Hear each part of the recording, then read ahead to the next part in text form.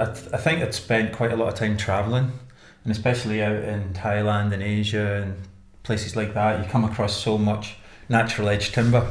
Now, natural edge timber's where you cut a piece of timber, but instead of making it square and right angles, you actually leave the natural edge of the bark. Like you follow the grain of it, or grain. sometimes you do literally just take off the bark and the shape that you're left with on the edge, that's it. So that's another example of the windfall timber that we got from down the Eski River. Like most of the door frames, my kitchen, the stairs, most of the wood would have come from windfall trees. Once it's finished sanded and oiled, the grain will just stand out.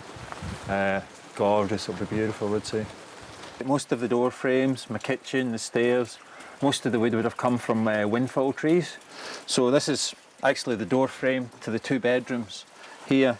And there's just so many lovely bits of features, you know, to this door. That actual door frame just turned out so beautiful itself, like, eh? But now we've got a lot more pieces of wood to caress as well, like, eh?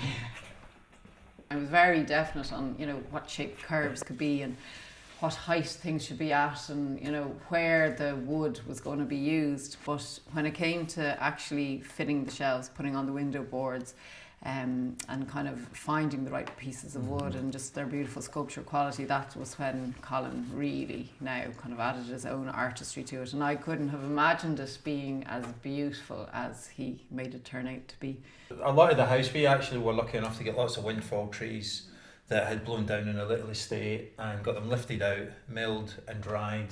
Now we've got piles more wood out here drying at the moment. Now some of that takes quite a few years depending on the thickness to dry. So from a 1-inch piece, a summer would dry it to, you know, 4-inch pieces would take maybe 3 years.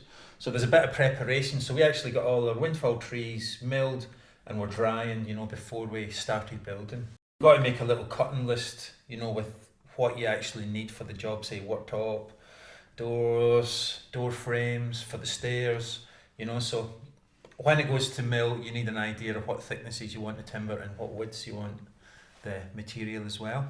But then the natural edge comes into its own when, especially working in a curvy house like here, because it just flows lovely, you know, into the shapes and the curves within the walls.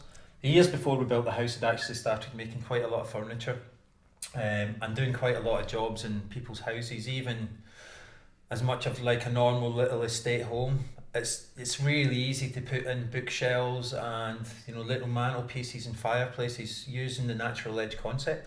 It doesn't just have to be in a, you know, mud curvy house like this. And I think that's something that's kind of important. You know, we were talking about personality and bringing some of your personality into a house, and not everyone is going to have the luxury of building a house the way we did. They won't have the time, or they won't have the, well, I mean, it takes a lot of dedication and commitment as well. And just, you know, realistically, not everyone can do that. But if you have your, you know, fairly standard semi-detached house that looks the same as the person's next door, by adding something like a bit of nice natural edge wood, just like, touches it just can kind of makes such a difference. It can be whether you're doing up an old cottage, just even, you know, a little estate house.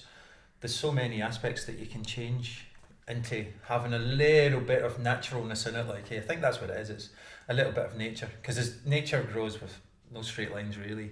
You know, trees and rock formations, they're always shaped and curvy, and we seem to put everything into dimensional sizes. Again, it's for selling and easiness. If somebody wants a 9x3, they know exactly what they're getting. Where, you know, a lot of my wood, you don't know what piece of wood you're going to use until you start the job. A lot of times you bring pieces of timber out and they just don't seem to fit anywhere. It's like building stonework.